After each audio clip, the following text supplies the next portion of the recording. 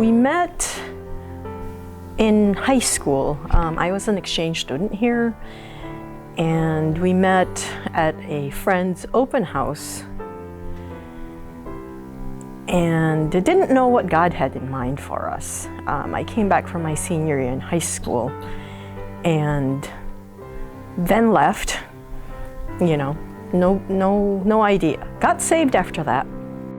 And when I was working and coming to the US for business trips, and one of those trips he kind of went, "Can we be more than friends?"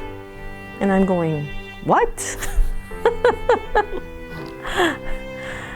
And told him I don't know, left the next day and went back to the Philippines and wrestled with God. Wrestled with God like crazy. And thought it was from the devil, it was a distraction. Until God finally said, this is from me. And the rest is history. 23 years later, here we are. It's not a rosy trip all the way.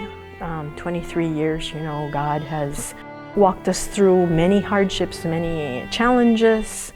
It's like, God, you brought us together, you're gonna see us through. Because apart from you, nothing else matters. There is no other way.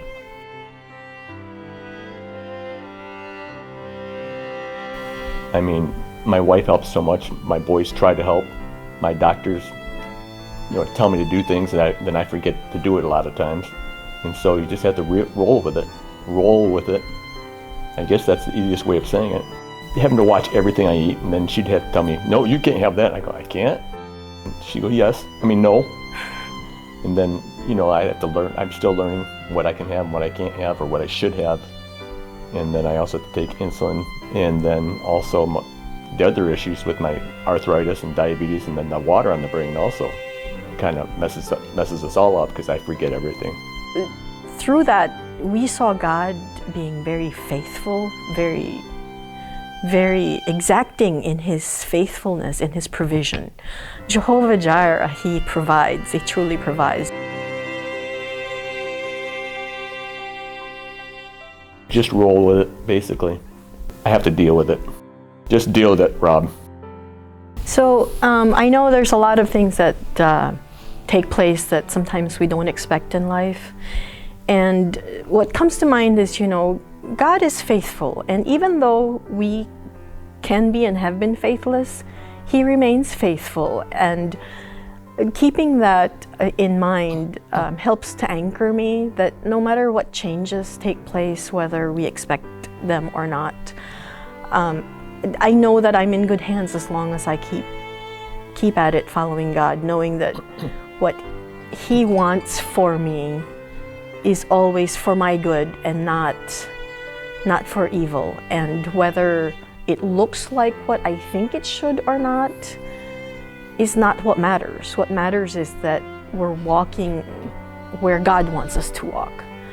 So, I was listening to a pastor one time, and he was talking about, we have a picture of what our life should be like, but it may not be the picture that God is painting for us. And so when we're looking at a picture that is not the picture that God intends for us to have, we get disappointed because we're looking at a different picture.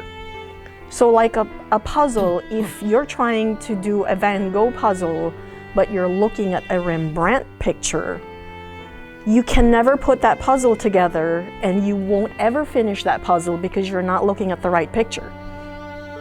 And I think a lot of people find themselves looking at a different picture other than what God has in store for them, and in so doing, we frustrate ourselves. And so we need to be aware that we need to be walking where God wants us to walk and looking at the picture that God is painting for us instead of at some other picture, so that we can have clarity and at least have peace if we can't see the whole picture at the time.